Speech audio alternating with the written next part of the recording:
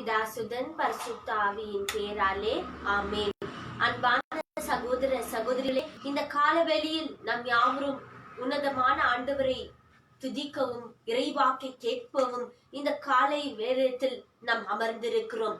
ஆகையால் இப்பொழுது நம் யாவரும் கண்களை மூடி உன்னதமான இறைவாக்கு, ஆண்டவரே இந்த நாட்களிலே எங்களுக்கு பலனாய் இருக்க வேண்டும், ஒரு மருந்தாக இருக்க வேண்டும், எங்க உடலுக்கு ஒரு பெரிய பலனை கொடுத்து எங்களை ஸ்திரப்படுத்தக்கூடிய வார்த்தையாய் இருக்க வேண்டும் என்று சொல்லி நம் யாவரும் ஒப்பு கொடுத்து இப்பொழுது நாம் செபிப்போமாக.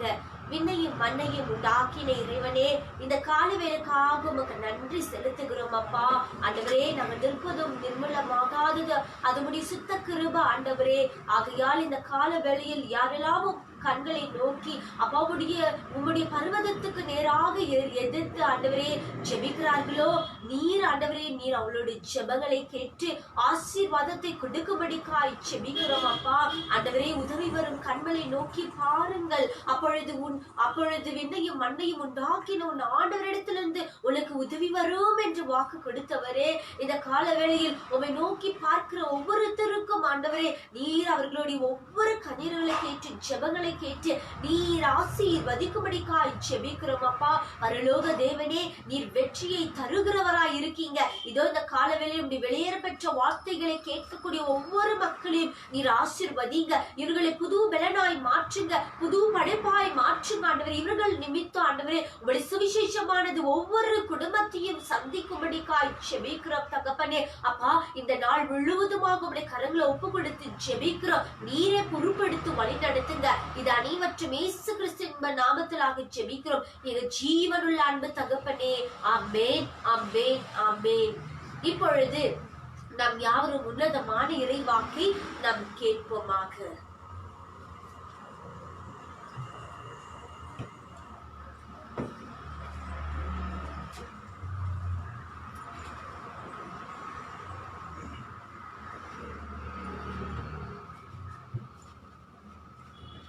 இயேசுவில் பிரியமான சகோதர சகோதரிகளே, ஆண்டவராகிய இயேசுவின் பெயரால் உங்கள் அனைவரையும் வாழ்த்துகின்றோம்.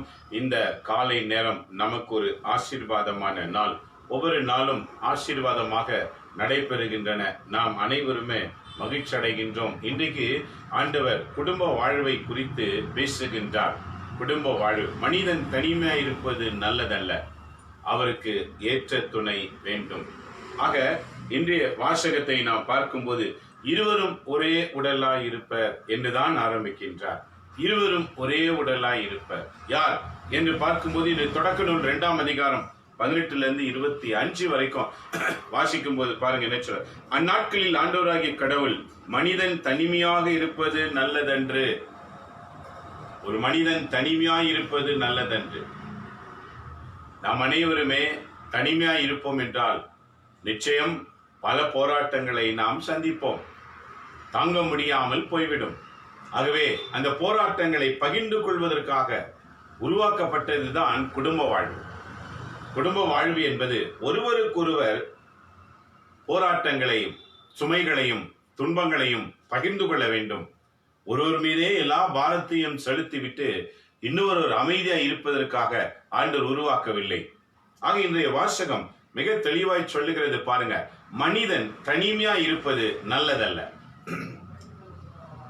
ஒரு ஆண்மகன் தனிமையா இருப்பது நல்லதல்ல. அவனுக்கு ஏற்ற துணை கொடுக்கப்பட வேண்டும். அப்போதுதான் அவர்கள் இருவருடைய சமபாகமான வாழ்வு அவர்களுடைய சுமைகளை குறைத்துவிடும் என்ற நோக்கத்தோடு இறைவன் என்ன சொல்லுகிறார் பாருங்க. அவனுக்கு தகுந்த துணையை உருவாக்குவேன்.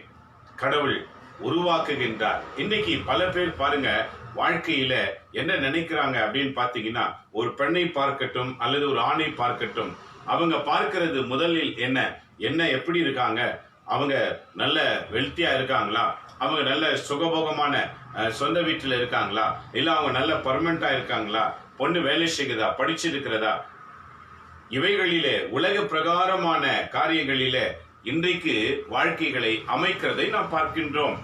என் நண்பரை மக்களே, இன்றைக்கு நாம் அறிந்து கொள்ள வேண்டும் என்ன என்று பார்க்கும்போது, இவைகள் அனைத்தும் பார்த்து செய்கிற இன்றைக்கு அநேக கிறிஸ்தவ குடும்பங்கள் உடைந்து போயிருக்கின்றது. அன்றைக்கு கடவுள் ஏற்ற துணை உண்டாக்குவோம் என்றுதான் தீர்மானித்து இன்னொரு துணையை உண்டாக்கினார். உதவியா இருக்க வேண்டும், எல்லா விஷயத்திலும் உதவியா இருக்க வேண்டும். ஆனால் இன்றைக்கு ஒரு பெண்ணை பார்த்தாலோ அல்லது ஒரு ஆணை பார்த்தாலோ அவங்க பார்க்கக்கூடியது என்ன? மேல் தோற்றங்கள் அழகா இருக்கிறதா, நல்லா இருக்கிறதா, பிடிச்சிருக்கிறதா, பார்த்த உடனே ஒருவரை பிடித்திருக்கிறது என்று எவ்வாறு சொல்ல இயலும்? என் நண்பர்களே, மக்களே, நாம் கவனிக்க வேண்டிய பல விஷயங்கள் இருக்கின்றன. ஆக இன்றைக்கு ஆண்டவர் கற்றுக் கொடுக்கிறார் பாருங்க. வாழ்க்கைக்கு உதவியா இருக்குமா? வாழ்க்கையில வருகிற இன்னல் துன்பங்களுக்கு அது ஒத்து போகுமா என்று கவனிக்க வேண்டுமே தவிர, இவர்கள் எவ்வளவு தரத்தில் இருக்கிறார்கள், இவர்கள் எவ்வளவு தரத்தில் இருக்கிறார்கள் என்று கவனித்து செய்யப்படுகிற ஒவ்வொரு திருமணமும் இன்றைக்கு முறிவுச்சீட்டின் வழியாய் நிலைத்து நிற்கின்றன. இன்றைக்கு இந்தியாவிலே அதிகமான டைவர்ஸ் கேஸ் எதுன்னு பாத்தீங்கன்னா கிறிஸ்தவர்கள் தான். ஏன் கிறிஸ்தவர்கள் டைவர்ஸ் கேஸ்ல வந்து நிக்கிறாங்க? புரிந்து கொள்ள முடியவில்லை. திருமணம் என்னமோ ஆசீர்வாதமா தான் நடந்தது. ஆனால் அதே நாளில அல்லது அதே மாதத்துல அல்லது அதே வாரத்துல அல்லது அதே ஆண்டில பிரிந்து போகிற நிலை உருவாக காரணம் என்ன? இவருடைய பழக்க வழக்கம் வேற, இவருடைய பழக்க வழக்கம் வேற. இருவருக்கும் இருக்கிற அந்த பழக்க வழக்கங்களை கவனிக்காமல் மேல் தோற்றத்தை கவனித்து தான் இன்றைக்கு திருமணங்கள் அமைக்கப்படுகின்றது. இன்றைக்கு அதை நாம் திருத்திக் கொள்ள வேண்டும். இதுதான் இன்றைய திருப்பலி வாசகம் நமக்கு வலியுறுத்துகின்றது. இன்றைய திருப்பலி வாசகம் பாருங்க என்ன சொல்லுகிறது என்று பார்க்கும்போது, இருவரும் ஒருவராய் இருப்பார். ஒருவர் என்றால் வார்த்தையின் பொருள் என்ன? இவருடைய எண்ணமும் இவருடைய எண்ணமும் ஒன்றாய் இணைக்கப்பட வேண்டும். அப்படி என்றால் ஒருவருக்கு ஒருவர் புரிந்து கொள்ள வேண்டும். கணவன் மனைவி புரிந்து கொள்ள வேண்டும், மனைவி கணவனை புரிந்து கொள்ள வேண்டும். புரிந்து கொள்ளாம போகிற நிலையிலே தான் அங்கு பிரச்சனைகளும் சண்டைகளும் குழப்பங்களும் பிரிவினைகளும் வர ஆரம்பிக்கின்றது. என் அன்பு மக்களே, இருவரும் கலந்துரையாட வேண்டும். கலந்துரை என்றால் பொருள் என்ன? எது சரியானதோ அதை செய்வதற்கு இருவருமே சமபாகமாய் யோசிக்க வேண்டும். அதில பொறுமை அவசியம், அமைதி அவசியம். ஆத்திரமோ அதிகாரமோ இடம்பெறும் என்று சொன்னால் அங்க அமைதியை காண்பது அரிது, பிரிவினையை தான் பார்க்க முடியும். என் அன்பு மக்களே, இன்றைக்கு முழுக்க முழுக்க ஆண்டவர் இந்த முதல் வாசகத்துல குடும்ப வாழ்வு என்பதை நிர்ணயிக்கின்றார். அவனுக்கு தகுந்த துணை வேண்டும். தகுந்த துணை. தகுந்த துணை என்பது அந்தஸ்திலோ ஆஸ்திலோ வரக்கூடியதல்ல, விசுவாசத்திலே மட்டுமே வரக்கூடியது. எந்த ஒரு பெண்ணோ எந்த ஒரு ஆணோ ஆண்டவரோடு உறவைத்து வளர்கின்றார்களோ அவங்க தான் ஒற்றுமையிலே சிறந்தவர்களாக இருக்க முடியும். ஆண்டவரோடு உறவு வைக்காம வாழ்கிற எந்த குடும்பமும் ஒற்றுமையிலே வாழ இயலாது. மனத்தாங்களோடு இருப்பார்கள். பல குடும்பங்கள் பிரிந்து போகிறார்கள். பல குடும்பங்கள் ஒரே வீட்டில் இருப்பாங்க, ஆனா பேசிக்க மாட்டாங்க. பல குடும்பங்கள் பாத்தீங்கன்னா எவ்வளவு சண்டையிலே இருப்பாங்க. ஏனெனில் இவர் என்ன சொல்ல வருகிறார் என்று புரியாது, இவங்க என்ன சொல்ல வர்றாங்க புரியாது. கடைசியில அதுல ஒருவர் பாதிக்கப்பட்டு தவறான பாதையிலே சென்று விடுவார்கள். இவைகளை நாம் இன்றைக்கு அறிந்து கொண்டுதான் செயலாற்ற வேண்டும்.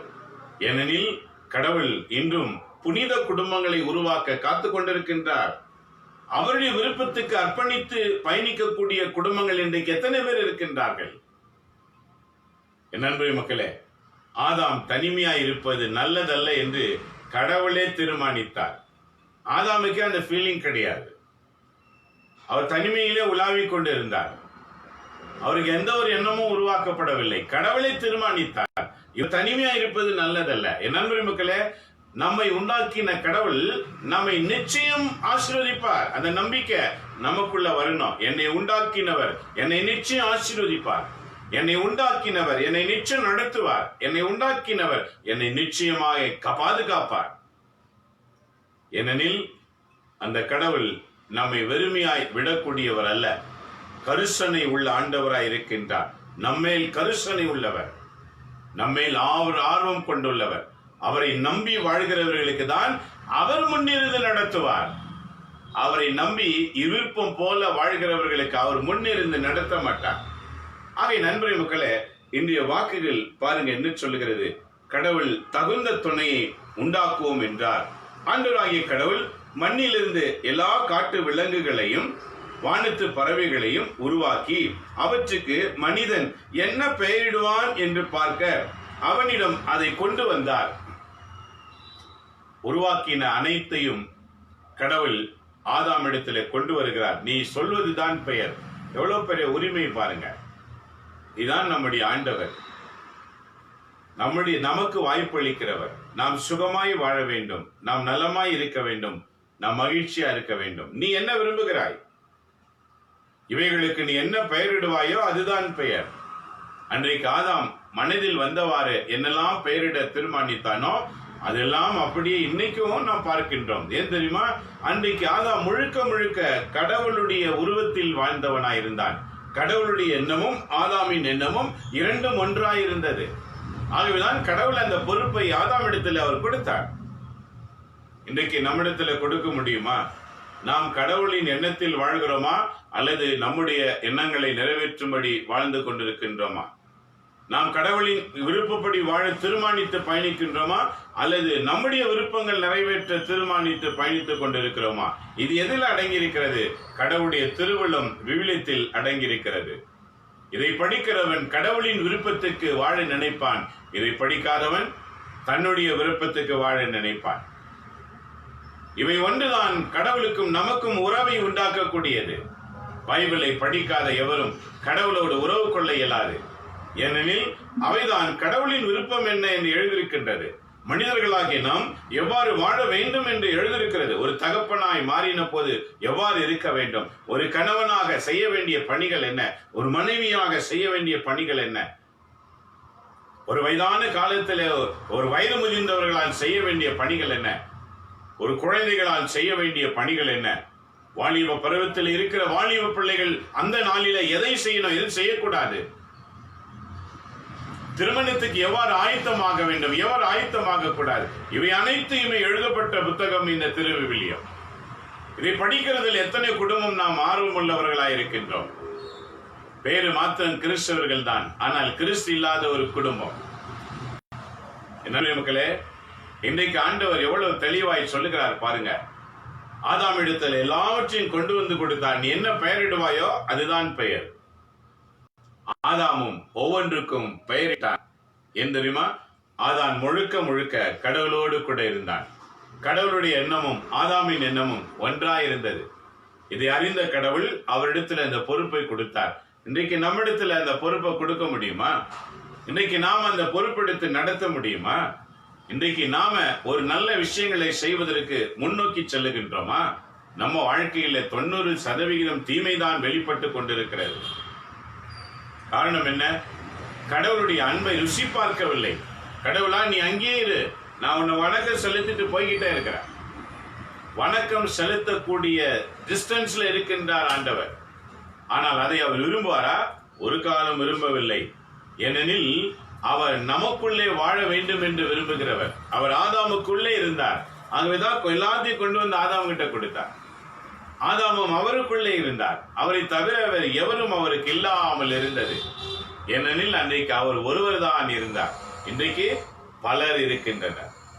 நம்முடைய விசுவாசம் அப்படியே சிதறி போய் விட்டு இருக்கிறது. எதை பார்த்தாலும் விசுவாசம் தான், யாருக்கு பார்த்தாலும் விசுவாசம் தான். எதை கண்டாலும் தலைவணுங்க, எல்லாத்துக்கும் தலைவணுங்க. நண்பரை மக்களே, தலை வணங்குவது ஒருவருக்கே என்று யோசேப்புடைய வாழ்க்கையிலே கற்றுக்கொள்ள வேண்டும். யோசேப்புடைய வாழ்க்கையிலே நாம் கற்றுக்கொள்ள வேண்டும். யோசேப்பு வாழ்க்கையில அவன் கடவுளை தவிர ஒருவருக்கும் தலை வணங்க மாட்டேன் என்று சொன்னான். யாக்கோபின் 12 புத்திரர்களில் ஒருவர் யோசேப்பு. நண்பரை மக்களே, கடவுள் ஒருவருக்கே நான் வணங்குவேன், நான் வேறு எவருக்கும் வணக்கம் செலுத்த மாட்டேன் என்று வாழ்ந்தவர். தொடக்க நூல் புத்தகத்தை நீங்க படிக்கணும். தொடர்ந்து வரும் பாருங்க. ஒவ்வொரு நாளும் இது வரும்போது அதுவும் நிச்சயம் வரும். தொடக்க நூல் இப்போது ஆரம்பித்திருக்கிறது அல்லவா? 2ஆம் அதிகாரத்தில் இருக்கின்றோம். யாக்கோபு ஆபிரகாம் வரும்போது 12, 13, 14 அதிகாரங்கள் வரும்போது அப்போது இந்த சம்பவம் வரும். கடவுள் ஒருவரை தவிர நான் எவருக்கும் தலை வணங்க மாட்டேன் என்று துணிந்து சொல்வான் யோசேப்பு. அரசனை கடவுளாக நினைத்த நாட்களிலே எல்லாரும் வணங்கி பேசுவார்கள். ஆனால் இவனோ தலை நிமிர்ந்து பேசுவான். இதுதான் கடவுளுக்கு கொடுக்கின்ற ஒரு முதல் அதிகாரம். கடவுளை தவிர வணக்கம் என்பது வேறு எவருக்கும் கிடையாது. ஏனெனில் அவர் ஒருவரே வனத்துக்குரியவர், அவர் ஒருவரே போற்றுதலுக்குரியவர், அவர் ஒருவரே எல்லாவற்றுக்கும் எல்லாமுமாய் இருக்கிறவர், அவரே சகலத்தையும் தீர்மானிக்கிறவர். அவர் ஒருவருக்கே நாம் தலை வணங்க வேண்டும். எல்லாத்துக்கும் தலை வணங்கின்னு போனா எவருமே உன்னை காப்பாற்ற இயலாது. அதற்கு பைபிள் படிக்க வேண்டும். நாம் என்னைக்கு பைபிளை எடுத்து படிக்க ஆரம்பிக்கிறோமோ அன்றைக்குதான் நம்முடைய அறிவு கண்கள் திறக்கப்படும். உண்மை நன்மை எது என்று அறிந்து கொள்ள முடியும். இதை படிக்காத புரிந்து கொள்ளாத வரைக்கும் உண்மையும் நன்மையும் அறிந்து கொள்ள இயலாது. நேற்று வாசகத்தில் ஆண்டு சொன்னார் பாருங்க, நான் சொல்வதை கேட்டு புரிந்து கொள்ளுங்கள். நேற்று நற்செய்தி இல்ல, நான் சொல்லுகிறதை கேட்டு நீங்க புரிந்து கொள்ளுங்கள். அப்படின்னா என்ன அர்த்தம்? விவிலிய வாசகத்தை புரிந்து கொள்ளாம வாழ்கிற ஒரு வாழ்க்கை கடவுளுக்குரியதாய் வாழ இயலாது. நாம் வெறும் சாதாரண கிறிஸ்தவர்களாய் இருக்க முடியாது. கிறிஸ்தவர்கள் கிறிஸ்துவோடு தான் இணைந்திருக்க வேண்டும். ஆதாம் கடவுளோடு இணைந்திருந்தான். கடவுள் அந்த பொறுப்பை கொடுத்தார். நீ சொல்றதான்ப்பா எல்லாமே. இன்னைக்கு நாம கூட அப்படித்தானே. ஒருவரை நேசிக்கிறோம் என்றால் நாம அவன்கிட்ட எதிர்பார்ப்போம், நீ சொல்றதுதான் எல்லாமே, நீ சொல்றதை நான் செய்யறேன். அது நேசத்தில் அடங்கி இருக்கிறது. இதே போலதான் நம்முடைய கடவுள் கூட நம்முடைய பாசத்துக்கு அவர் அடிமையா இருக்கின்றார். நாம் பாசத்தை கொடுக்க கொடுக்க அவர் கொண்டு வந்து பொறுப்புள்ளவராய் நம்மை பொறுப்புள்ளவர்களாய் உயர்த்த அவர் காத்திருக்கிறார். ஒரு பொறுப்புள்ள கணவன், ஒரு பொறுப்புள்ள தகப்பன், ஒரு பொறுப்புள்ள அதிகாரி, ஒரு பொறுப்புள்ள மனைவி என்ற ஆண்டவர் பொறுப்புகளை கொடுத்து மேலின் மேல் உயர்த்த வல்லவராய் இருக்கிறார். அது பணத்தினாலோ அந்தஸ்தினாலோ பதவிகளாலோ இல்ல, விசுவாசத்தினாலே எழும்பக்கூடிய வாழ்க்கை. என் நண்பரே மக்களே, இன்னைக்கு நம்முடைய குடும்ப வாழ்க்கைகளை முன்னிறுத்தி பார்க்க வேண்டும். என்னுடைய குடும்ப வாழ்க்கை இன்றைக்கு எந்த சூழலில் இருக்கிறது? நான் மெய்யாகவே இறைவனுடைய விருப்பத்தை நிறைவேற்றி வாழ்கின்றேனா, அல்லது நான் விரும்புகிறது போல வாழ்ந்து கொண்டிருக்கின்றேனா? என் குடும்பத்திலே கடவுள் வாக்கு இருக்கிறதா, அல்லது மனிதனுடைய வாக்கு இருக்கிறதா? ஆகவேதான் வாக்குவாதம் அதிகமா இருக்கிறது. உள்ளத்துல என்னமோ இருக்கும் வாக்கு, ஆனா செயலுக்கு அது வராமல் போய்விடும். செயலுக்கு வராத எந்த வாக்கும் செத்ததா இருக்கிறது என்று சொன்னார். செத்து போன வாழ்க்கையை வாழ இறைவன் நம்மை அழைக்கவில்லை. வாக்குகளை உண்டு உயிர் பெற்றவர்களாய், பலருக்கு உதாரணம் காட்டுகிற குடும்பங்களாய், பலருக்கு நாம் உதவி செய்கிறவர்களாய் உருவாக்கதான் இறைவன் நம்மை உருவாக்கி வைத்திருக்கின்றார். என் அன்பு கிறிஸ்தவர்களே, இன்றைய வாசகம் எவ்வளவு தெளிவாய் இருக்கிறது பாருங்க. வாசிக்கும் போது அவர் சொல்லுகின்றார், எல்லாவற்றையும் அவரிடத்திலே கொண்டு வந்து என்ன பெயரிடுவான் என்று பார்க்க அவற்றை அவனும் கொண்டு வந்தார். உயிருள்ள ஒவ்வொன்றுக்கும் அவர் என்ன பெயரிட்டானோ அதுவே அப்பெயராயிற்று. கால்நடைகள், வானத்து பறவைகள், காட்டு விலங்குகள் ஆகிய எல்லாவற்றுக்கும் மனிதன் பெயரிட்டான். இன்னைக்கு கூப்பிடுறோம் இல்ல, ஒவ்வொன்றையும் டாக், நாய் அப்படின்னு கூப்பிடுறோம். கேட், பூனை, காக்கா, பறகு, கவ் அப்படின்னு கூப்பிடுறோம் இல்ல. புறா, பிஜின் கூப்பிடுறோம் இல்ல. கோழி, வாத்து கூப்பிடுறோம் இல்ல. ஆடு, மாடு, இந்த பெயர்கள் எல்லாம் வைத்தது யார்? வானத்து பறவைகளுக்கும் கால்நடைகளுக்கும் ஆதாம் என்ன பெயரிட்டானோ அதுவே விளங்கிற்று. என் நண்பர் மக்களே, நாம கடவுளோடு இருக்கிற வரைக்கும் நாம என்ன சொன்னாலும் அது நடக்கும். நாம கடவுளோடு இல்லாமல் போய்விட்டால் நாம் என்ன போராடினாலும் நடக்காது. இதான் இன்றைய வாசகத்தின் வெளிப்பாடு. ஆகவே அவர் என்ன செய்தார் பாருங்க, தகுந்த துணையையோ மனிதன் காணவில்லை. ஆனால் அவனுக்கு கொண்டு வந்த படைப்புகளிலே எதுவுமே அவனுக்கு துணையாக இல்லை என்று காணவில்லை. ஆகவே ஆண்டவராகிய கடவுள் மனிதனுக்கு ஒரு ஆழ்ந்த உறக்கம் வர செய்தார். ஒரு ஆழ்ந்த உறக்கம். இதை நல்லா கவனிக்கணும். இன்னைக்கு மயக்க மருந்து கண்டுபிடிச்சாங்க தெரியுமா? எதை வைத்து? இந்த வசனத்தை வச்சுதான். எப்படி கடவுள் முதலாக ஆதாமுக்கு ஆபரேஷன் செய்கின்றார், அவனுக்கு ஆழ்ந்த உறக்கத்தை வர வைத்தார். ஆழ்ந்த உறக்கத்தை எதற்கு வர வைத்தார் என்று பார்க்கும்போது பாருங்க, மனிதன் காணவில்லை. ஆகவே ஆழ்ந்த உறக்கத்தை வர செய்து அவன் உறங்கும் பொழுது அவன் விழா எலும்பு ஒன்றை எடுத்து, பாருங்க, விழா எலும்பு ஒன்றை எடுத்து ஆபரேஷன் செய்கின்றார். இன்னைக்கு ஆபரேஷன் செய்யும் போது மயக்க மருந்து கொடுக்கின்றார்களே, அது இதை வைத்துதான் கண்டுபிடிக்கப்பட்டது. நீங்க பின்னணி கவனித்து பாருங்கள், எப்படி இதை கண்டுபிடித்தார்கள். மனிதனுக்கு ஆபரேஷன் செய்யும் போது ஏன் மயக்க மருந்து கொடுக்க வேண்டும்? ஒரு பல் எடுக்கணும்னா கூட மயக்க மருந்து கொடுக்கணும். ஒரு சின்ன ஆபரேஷன் பண்ணா கூட ஒரு மயக்க மருந்து கொடுக்கணும். அந்த மயக்கம் எத்தனை நேரத்துக்கு கணக்கு போட்டு கொடுக்கணும். ஒருவேளை அதிகமா கொடுத்துட்டாங்கன்னு வச்சுக்க, அவங்க செத்து போயிடுவாங்க.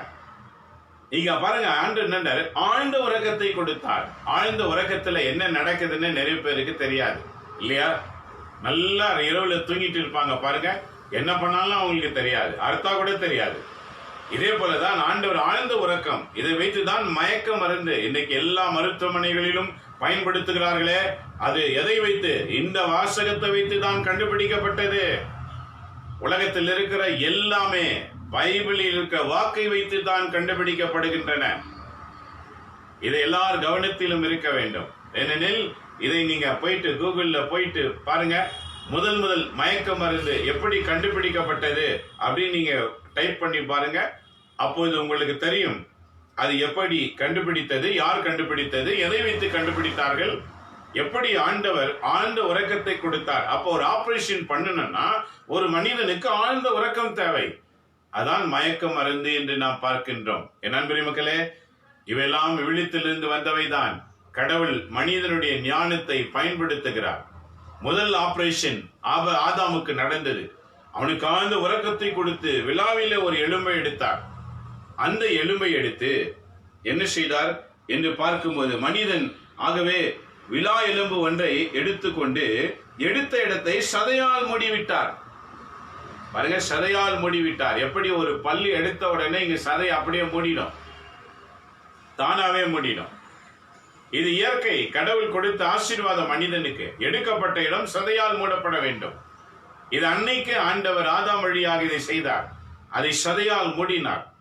மூடின உடனே எடுத்த இடத்தை சதையால் ஆண்டவராகிய கடவுள் தம் மனிதனிடம் இருந்து எடுத்த விழா எலும்பை ஒரு பெண்ணாக உருவாக்கி மனிதனிடம் அழைத்து வர, அப்போது மனிதன், இதோ இவளே என் எலும்பின் எலும்பும் சதையும் சதையுமானவர், ஆண்டவரிடமிருந்து ஆணிடமிருந்து எடுக்கப்பட்டதால் என்றும் இவள் என்ன செய்தால் பாருங்க, என்ன சொல்கிறார், எடுக்கப்பட்டதால் இவள் பெண் என்று அழைக்கப்படுவாள் என்றால், இதனால் கணவன் தன் தாய் தந்தையை விட்டுவிட்டு தன் மனைவியுடன் ஒன்றித்திருப்பான், இருவரும் ஒரே உடலாய் இருப்பார்கள்.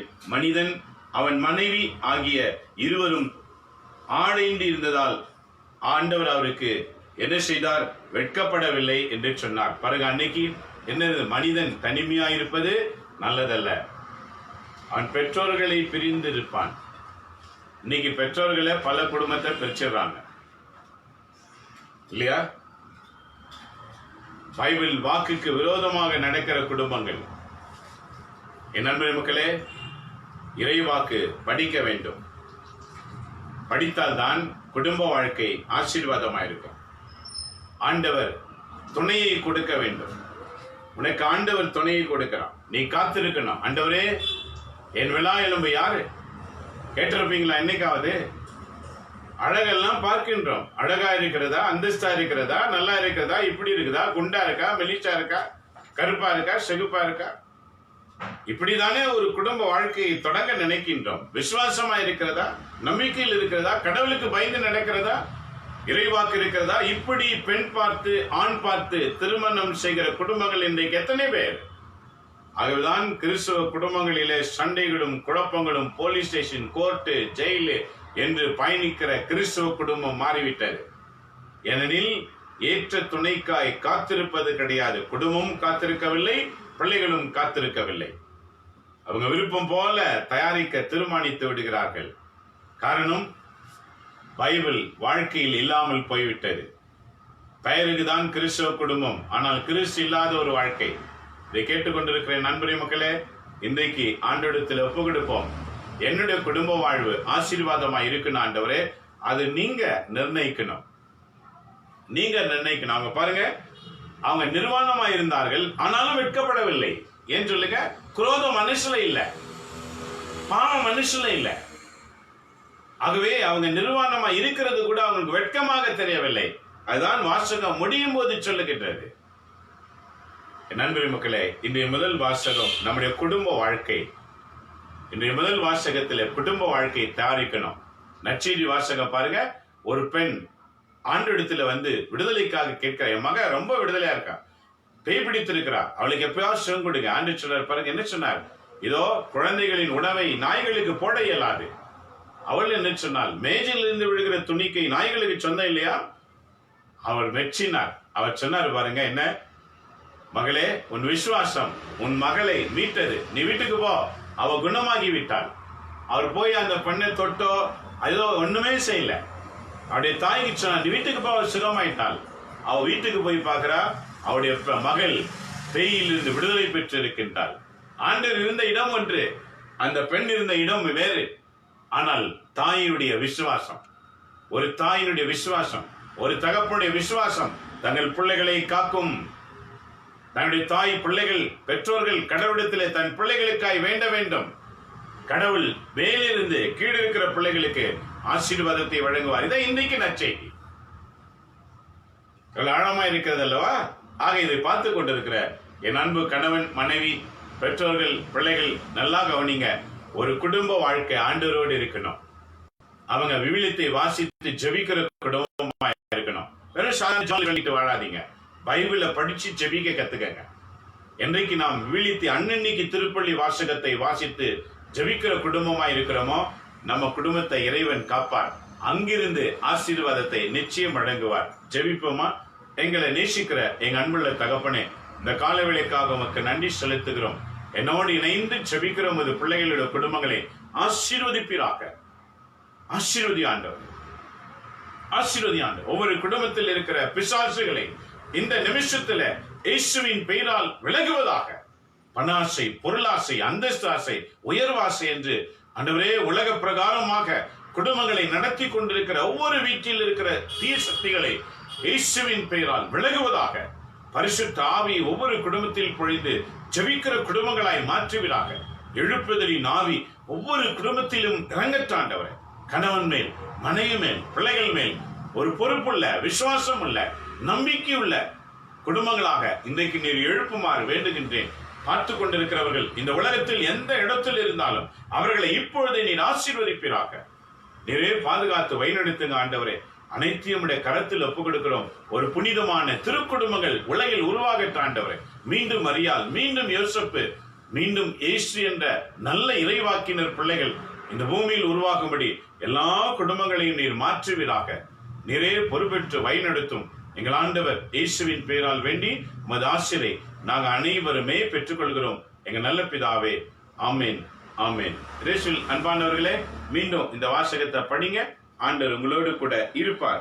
இன்றைய முதல் வாசகம் தொடக்க நூல் ஜெனசிஸ் சாப்டர் 2 verses 18 to 25 கண்டிப்பா படிக்கணும். தொடக்க நூல் 2ஆம் அதிகாரம் 18 to 25 படிங்க. இன்றைய திருப்பாடல் வாசிக்கும் போது திருப்பாடல் 128 1-5 சாம்ஸ் 128 verses 1 to 5. இன்றைய முதல் நற்செய்தி வாசகம் பாருங்க. நற்செய்தி மார்க் நற்செய்தி 7ஆம் அதிகாரம் 24-30. மார்க் சாப்டர் 7 verses 24 to 30 படிங்க. தயவுசெய்து குடும்பமா படிங்க. நல்ல குடும்ப வாழ்க்கையை தொடங்குங்க. இறைவன் உங்களை காத்து நடத்துவாராக. இந்த நிகழ்ச்சி யூடியூபில் உண்டு. நீங்க பார்த்து அனைவருக்கும் ஷேர் பண்ணுங்க, ஸ்டேட்டஸ்ல போடுங்க. அது கிறிஸ்து அல்லாதவர்களுக்கும் பயனுள்ளதாக மாறும். இறைவன் உங்களை ஆசீர்வதிப்பார். எல்லாம் இறைவன், தந்தை, மகன், தூய ஆவியின் பெயராலே. ஆமென்.